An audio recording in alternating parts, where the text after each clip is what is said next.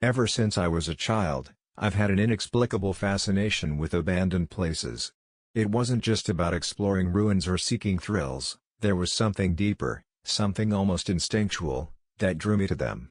Perhaps it was the unshakable feeling that these places had stories to tell, that they held remnants of lives once lived, whispers of voices that still lingered long after the people had left. I wanted to hear those whispers. I wanted to unravel the mysteries buried beneath dust and decay. For years, I roamed forgotten corridors of crumbling hospitals, wandered through decrepit schools where children's laughter had long since faded, and picked my way through industrial ruins reclaimed by time. I had grown used to silence, to the way abandoned spaces seemed to breathe in their own eerie rhythm.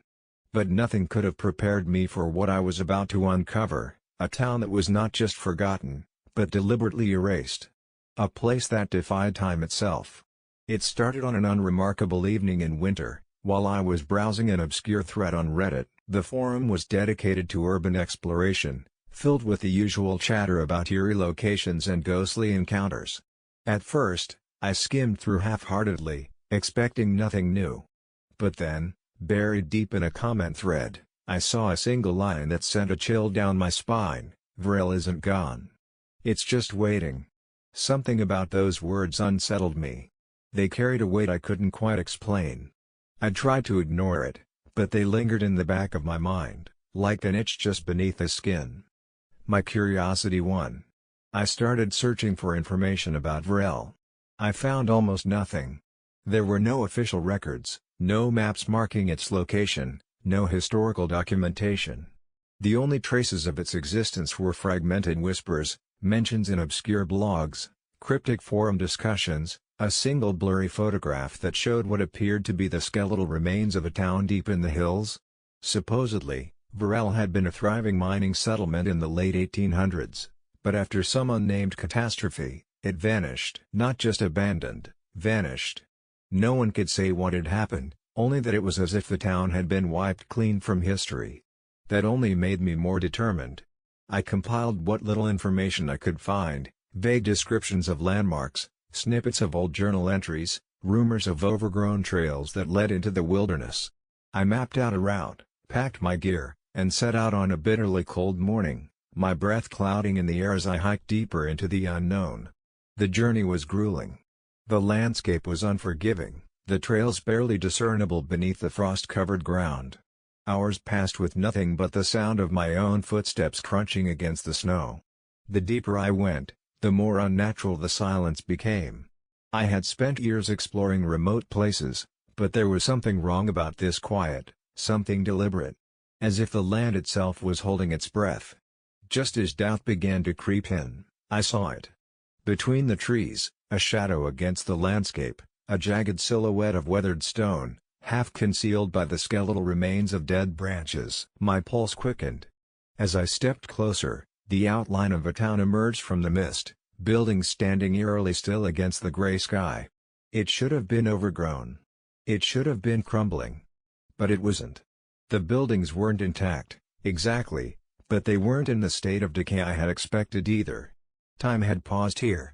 There was no evidence of nature reclaiming the land, no vines creeping up the walls, no animals scurrying in the shadows. The air itself felt thick, heavy with something I couldn't name. It was as if the town had been preserved, or trapped. I moved cautiously, my footsteps muffled against the untouched ground. At the heart of the town, a single structure stood taller than the rest. Unlike the others, it showed no signs of deterioration. The windows were intact, the door sealed, its stonework eerily well preserved. It felt deliberate, as if someone had ensured it remained untouched. A warning? A prison? My instincts screamed at me to leave. But I had come too far. I reached for the handle. The door groaned as it gave way, revealing a dimly lit room. Dust coated every surface. Shelves lined the walls, their books reduced to brittle, yellowed remnants. Maps lay scattered across a table, their ink faded with time. And at the center of it all, a journal lay open, its pages whispering secrets to the silence. I flipped through the fragile paper, my breath catching as I read, June 14, 1893, the town is still. The animals are gone. The wind has stopped. The mine is silent, But we hear things. Scratching. Whispering. It comes from below. July 1, 1893, people are disappearing. No bodies. No tracks. They just vanish. We hear the voice. It calls them. We fear the night. August 15, 1893, we tried to seal the mine. It won't stay shut. The voice is stronger now. It speaks our names. The ones who hear it too long do not return. September 3, 1893, we have failed. We are leaving. We must. The mine is a doorway. If you find this, leave. Do not open it. Do not listen. My skin prickled with cold. My breath felt too loud in the suffocating stillness. And then, a sound. A slow, deliberate creak. I turned, my pulse hammering in my ears. The room was empty. But the door, the hidden door behind the bookshelf, was open. It hadn't been opened before. Beyond it, a staircase plunged into darkness, descending into the earth. I should have turned back. But I stepped forward. As I descended the stairs, I tried to calm the rising panic in my chest. The air grew colder with every step, the walls of the stairwell damp and slick with something I couldn't identify.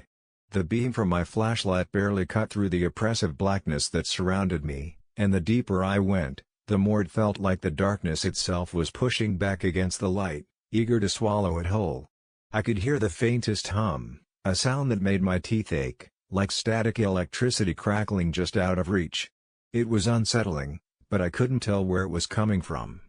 It was all around me, beneath the earth, like a presence that had been waiting for me to arrive. The staircase spiraled down for what felt like an eternity. With each step, I tried to steady my breathing, but the air grew heavier, more suffocating. The walls seemed to close in on me, the narrowness of the stairwell intensifying the sense of isolation. I thought about turning back, but I couldn't. There was something inside me, something inexplicable and compulsive, urging me forward. Finally, my feet hit solid ground. I stepped off the last step, into a vast cavern that stretched endlessly before me. My flashlight's beam flickered, casting strange, elongated shadows on the rough stone walls.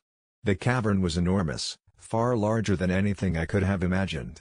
It felt ancient, as though it had existed long before the town of Virelle, perhaps even before the town's creators themselves. And then I saw it. A massive stone structure, almost temple-like, stood at the far end of the cavern. It was partly obscured by the darkness, but I could make out its angular shape, the intricate carvings on its surface, the strange symbols etched into the stone. There was something unnatural about it, like it didn't belong here, like it had been placed in this underground world for a purpose that I could not yet comprehend.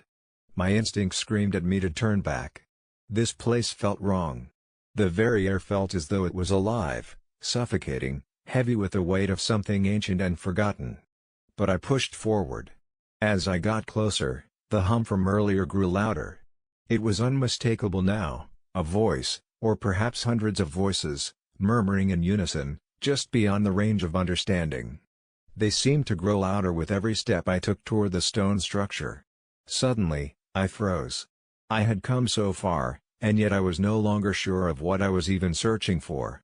The wall seemed to pulse with an energy I couldn't identify, and the symbols on the stone structure glowed faintly, as if they were reacting to my presence. I looked up, my eyes drawn to a narrow opening in the stone, a door that led deeper into the structure. My body fought against the urge to go closer, but I couldn't resist. The voices beckoned me forward. It wasn't just the words. It was the feeling. The pull. I stepped through the door. Inside, the air was even colder. The room was circular, its walls lined with more of those strange symbols. There was a stone altar at the center, long forgotten, covered in dust and centuries of grime. But it wasn't the altar that caught my attention, it was what lay beside it. A figure. At first, I thought it was a statue, something carved from the same stone that adorned the walls. But then, I saw it move. The figure, hunched and covered in ragged, tattered clothes, slowly lifted its head. Its eyes, those eyes, were black, voids that seemed to stretch on forever, consuming everything around them. The figure stood up, its movement stiff and unnatural, like it had been frozen in place for a long, long time. I tried to back away, my body freezing in terror, but it was too late. The figure spoke, its voice rasping, as though it hadn't used its vocal cords in decades. "You shouldn't have come." The words were faint, as if the figure had only just found the strength to speak, but they echoed in the chamber, vibrating through the stone beneath my feet. I stumbled backward, heart hammering in my chest. I couldn't understand. My mind raced, trying to piece together what I was seeing, but the figure's presence was overpowering. The room seemed to shrink, the walls pressing in, suffocating me. What is this place?" I managed to choke out, my voice trembling with fear. The figure didn't answer immediately. Instead, it took a step forward, its movement slow and deliberate. With each step it took, the air grew heavier, more oppressive. I felt like I was suffocating, like the very atmosphere was pressing down on me, trying to force me to my knees. "This is where it begins," the figure rasped, its eyes never leaving mine. "Where it always begins." Before I could ask what it meant, the ground beneath me trembled. "Hello," resonating rumble echoed from deep within the earth, shaking the stone around us. The figure's form began to shift, its limbs elongating, the tattered clothes falling away as something darker, more twisted, started to take shape. It wasn't human, not anymore. It was an amalgamation of shadows and nightmares, a creature born from the deepest recesses of fear and time. And then, in the darkness behind it, I saw them, the others. Dozens, hundreds of figures, their outlines faint, standing in the shadows, watching me. Their eyes, all of their eyes, were the same, endless black voids, consuming, empty, and filled with a hunger I couldn't comprehend. I was not alone. I realized then what the journal had warned me about. The town wasn't just a place. It was a doorway. A passage to something older, something that had been waiting in the dark for centuries. And now that I had found it, there was no escaping. One of the figures stepped forward, its face a twisted mask of agony and longing. Its voice was a whisper, 1,000 voices speaking in unison. "Now, you belong to us." The words felt like a weight pressing down on me. The room spun, my vision blurring as a strange force surged through me, cold, biting, consuming. I reached out, grasping for anything, but there was nothing to hold onto. The walls of the cavern closed in, the darkness swallowing me whole. And then, just as I felt myself slipping away, I heard it. A soft, familiar whisper in my ear. "Help! Help us!" It was a voice I recognized. It was my own.